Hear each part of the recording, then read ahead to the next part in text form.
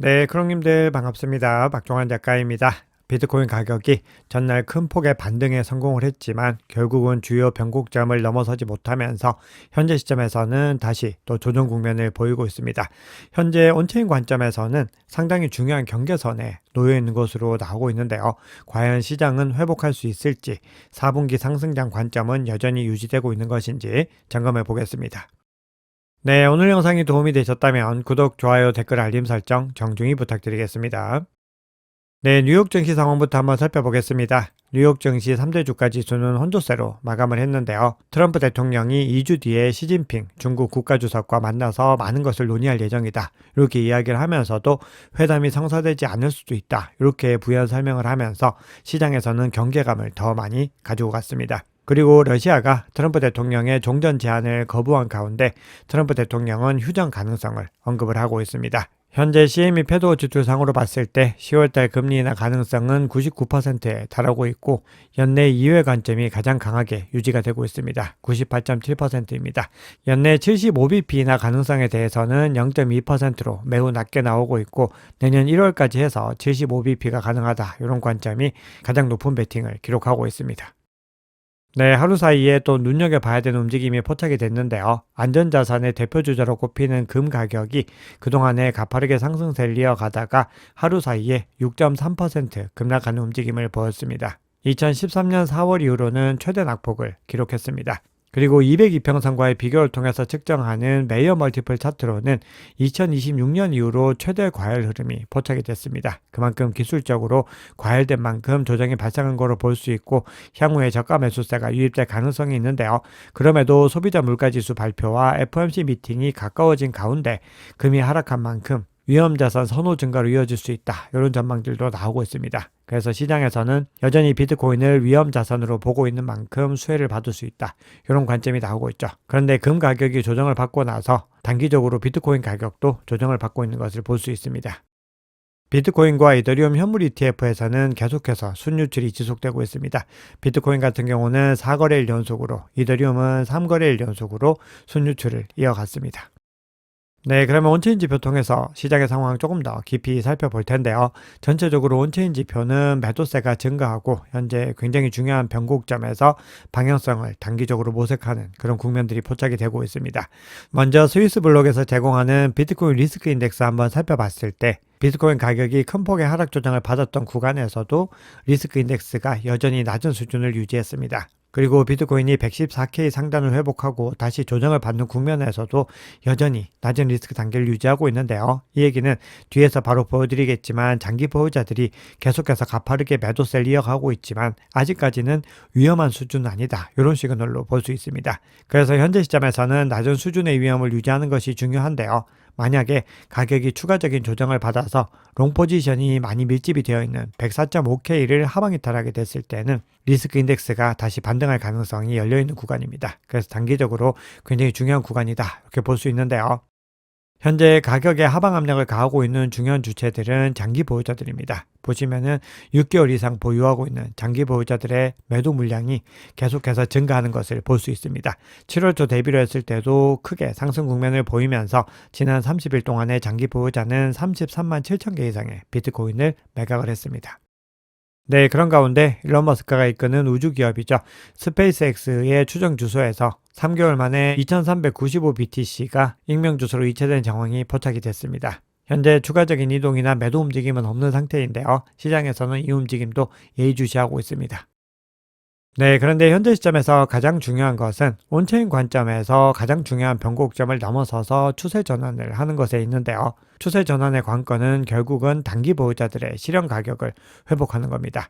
자, 그런데 현재 단기 보유 고래들의 실현 가격도 단기 보유자 실현 가격과 비슷한 구간인 113K에 위치를 하고 있습니다. 그래서 현재 시점에서 온체인 관점에서 추세 전환을 하기 위해서는 이 구간을 넘어서서 지지에 성공을 하는 것이 중요합니다. 현재 단기 보유 고래들이 대략적으로 69억 5천만 달러의 미실현 손실을 기록하고 있기 때문에 만약에 이 구간을 계속해서 넘어서지 못한다라고 했을 때는 추가적인 조정을 받을 수 있는 구간이라고 볼 수 있습니다.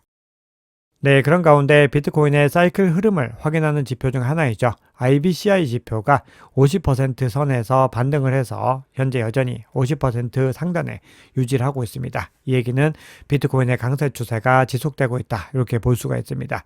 이 지표는 역사상 최대 규모의 청산 이후에도 계속해서 50% 상단을 지켰기 때문에 현재 온체인 데이터 상으로는 회복력을 보이고 있고 아직까지는 강세장이 끝나지 않았다, 이런 시그널을 보내고 있습니다. 즉 사이클 관점에서는 단기 보유자 실현 가격과는 다른 해석을 할 수 있는 거죠. 그런데 만약에 이 지표가 추가적인 조정을 받아서 만약에 50% 범위 하방을 이탈한다라고 했을 때는 약세장으로 전환하는 시그널로 볼 수 있습니다. 그래서 굉장히 중요한 경계선에 있다, 이렇게 말씀을 드리는 겁니다. 자, 다음으로는 중형 고래들의 움직임 한번 살펴볼 텐데요. 온체인 상으로 100개에서 1000개를 보유하고 있는 중형 고래 주소들이 최근에 공격적으로 매수세를 이어가고 있는 것을 볼 수 있습니다. 2021년도에도 이 주체들이 꾸준하게 매집의 움직임을 보이면서 폭발적으로 가격 상승세를 이끌었는데요. 이번에도 이런 움직임들이 계속해서 지속이 되고 있습니다. 그런데 이 지속 구간이 꽤 오래 진행이 됐기 때문에 만약에 가격이 추가적으로 더 상승하지 못하는 가운데 이 주체들이 매수세를 멈추거나 매도세로 전환을 하게 됐을 때는 하락장으로 접어들 우려도 여전히 존재하고 있는 구간입니다. 자, 마지막으로 오늘 공유드릴 지표 중에서 가장 중요한 지표를 한번 말씀을 드려볼 텐데요. 10월 10일부터 11월 사이에 강제 청산이 나타나면서 큰 손실을 입었던 트레이더들이 이제는 더 신중한 접근을 하고 있는 것들이 포착이 되고 있습니다. 파생 상품보다는 현물 시장 중심의 거래로 방향을 틀고 있는 모습이 포착이 되는 건데요.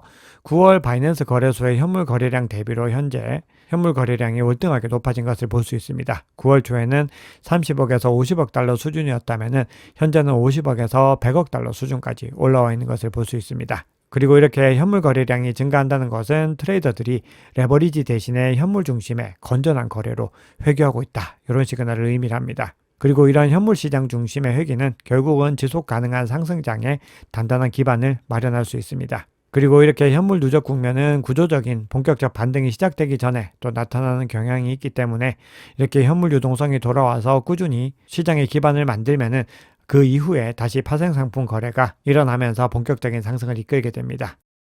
네, 그러면 시장의 중요한 이슈들 헤드라인 위주로 간단하게만 살펴보겠습니다. 연준이 암호화폐와 핀테크 기업들이 연준의 결제망에 접근할 수 있도록 지급 계좌 도입을 검토 중이다, 이렇게 더블록이 보도를 했습니다. 특히 트럼프 대통령의 행보를 지지하고 있는 연준 이사이죠. 크리스토퍼 월러가 암호화폐가 더 이상 주변부에 머물지 않을 것이다, 이렇게 이야기를 하고 있습니다. 자, 그리고 백악관의 AI 암호화폐 책임자인 데이비 삭스가 상원 의원들과 회동을 통해서 암호화폐 시장 구조 법안을 연내 위원회 단계에서 통과시키는 것을 논의할 예정이다, 이렇게 밝혔습니다.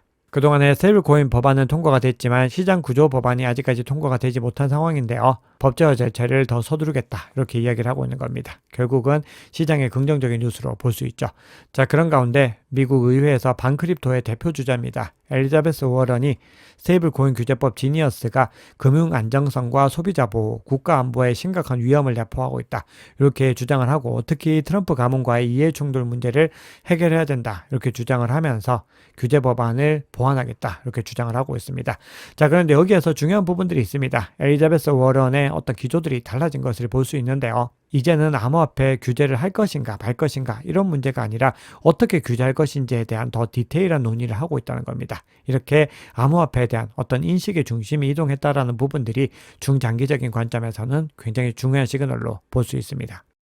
네, 그런데 단기적으로는 또 여러 불확실성 요인들도 존재하고 있습니다. 현재 거시경제 불확실성으로 비트코인의 변동성이 지속이 되고 이 불확실성 때문에 또 장기 보유자들의 매도세도 나오고 있는 양상들이 보이고 있는데요. 이번 주 소비자 물가지수 발표와 그리고 다음 주에 미국 금리 발표, 그리고 연준의 양적 긴축 조기 종료 가능성, 이런 부분들이 남아있기 때문에 거시경제적으로는 유동성 장세가 더 가까이 다가와 있다는 것을 볼 수 있습니다. 자, 그리고 시티은행이 스트래티지의 투자 의견을 매수로 평가를 했습니다. 리플의 공동 창립자인 크리스 라슨이 5천만 개 이상의 XRP를 매도한 정황을 말씀을 드렸는데요. XRP를 전략적으로 비축하겠다라고 선포한 에버노스가 스펙 상장을 추진한다라는 소식이 전해지면서 그렇게 매도세를 보였는데요. 이 에버노스를 일본의 SBI가 지원하기 위해서 2억 달러를 현금으로 투자할 예정이다, 이렇게 밝히고 있습니다. 그만큼 현재 시장에서는 중장기적인 관점에서 호재 소식들이 더 많이 포착이 되고 있는 것을 볼 수 있습니다. 자, 그러면 바이낸스 CVD와 코인베이스 프리미엄 지표 한번 살펴볼 텐데요. 가장 큰 규모의 갈색고래가 계속해서 매집 추세를 이어가다가 이 구간에서 일정 부분 매도 움직임을 보였는데요. 더 뚜렷하게 포착된 움직임은 보라색입니다. 이 보라색이 여기서 거의 수직에 가깝게 낙차를 그리면서 매도세를 보이는 것을 확인할 수 있습니다. 그래서 전체 주문량에서도 이렇게 급감한 움직임을 보이면서 이번 하락의 중심이 역시나 바이낸스 거래소에 있다는 것을 확인할 수 있었고요. 반면에 코인베이스 프리미엄 지표는 상대적으로 상승하는 움직임을 보였습니다. 상대적으로 매도세가 적었다는 의미이고 미국 기관발 수요가 유지되고 있다는 의미로 볼 수 있습니다. 네, 마지막으로 비트코인 차트 점검하고 오늘 영상 마무리하겠습니다. 어제 비트코인 가격은 큰 폭의 변동성을 보였습니다. 어제 밤을 기점으로 해서 가격이 상승을 하면서 22평선을 회복을 했었고 그리고 114K를 일시적으로 돌파했지만 결국은 50과 122평선을 회복하는 데는 성공하지 못했습니다. 즉 추세 전환에는 성공을 하지 못한 겁니다. 그럼에도 현재 촬영 시점 기준으로는 202평선 상단을 유지하고 있고 계속해서 바닥을 높여가고 있는 움직임을 보이고 있습니다. RSI 상으로 봤을 때도 현재 2평선을 회복하지 못했고 MACD 같은 경우는 점진적으로 약세 국면이 약해지고 있는 것을 볼 수 있습니다. 가격이 더 본격적으로 상승하기 위해서는 중요한 이평선을 상방 돌파하는 데 성공을 해야 됩니다. 현재 청산 히트맵 상으로 봤을 때 숏포지션이 롱포지션 대비 더 뚜렷하게 밀집이 되어 있고 현재 숏포지션이 114.6K에 가장 두텁게 밀집이 되어 있는 것을 볼 수 있습니다. 네, 오늘 준비한 얘기는 여기까지입니다. 여러분 오늘 영상이 도움이 되셨다면 구독, 좋아요, 댓글, 알림 설정 정중히 부탁드리겠습니다. 지금까지 박 작가였습니다. 감사합니다.